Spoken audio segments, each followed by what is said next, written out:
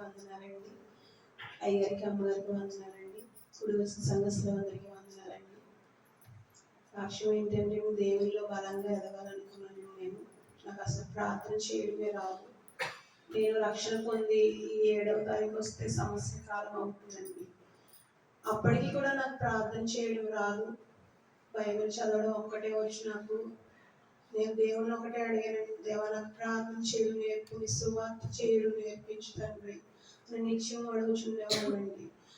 వేకువజామున లేచి ప్రార్థన చేయమని దయచేసి తెలుపగా తండ్రి.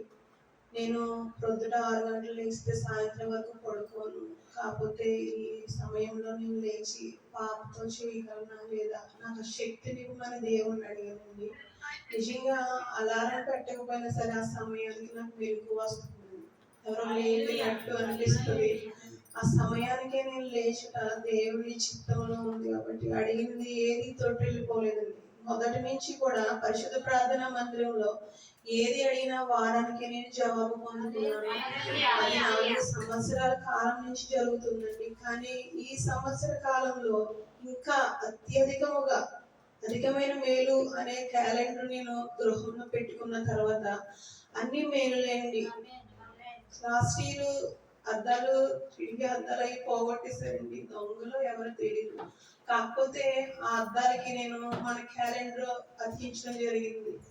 ఎందుకంటే దేవుడు నాకు తోడుగా ఉండాలి. మనుషులు ఎవరు తోడుగా ఉండరు. పోలీస్ కంప్లైంట్ ఇచ్చిన వాళ్ళు ఏం చేయరు అన్న ఇదిలో నేను దేవుడే తోడుగా ఉండాలని ధైర్యం తెచ్చుకొని మా ఆయన గారు ఇల్లు ఖాళీ చేసేద్దామన్నా కూడా నాకు ఇష్టం లేదండి. ఎందుకంటే దేవుడి కృప ఉంటే ఎక్కడైనా కొండల్లోని కూడా దేవుడు సహాయం ఇచ్చాడు.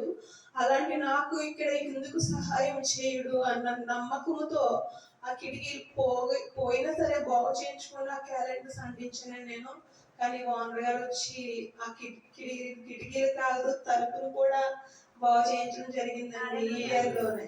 నేను అడగకుండానే దేవుడు చేశాడు. దేవుడి పైన నమ్మకం ఉంచి ఉన్న నాకు ఇన్ని మేలులు చేసిన దేవునికి కృతజ్ఞతలు తెలుపుకోవాలని ఈ మొదటి రోజున అందరూ లోకంలో ఆనందిస్తారు. నా గృహంలో దేవునితో నేను ఆనందంగా గడపాలి.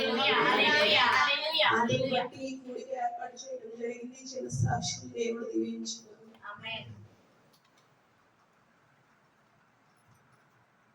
సహోదరులు దేవుని గారు చెప్పిన సాక్ష్యాన్ని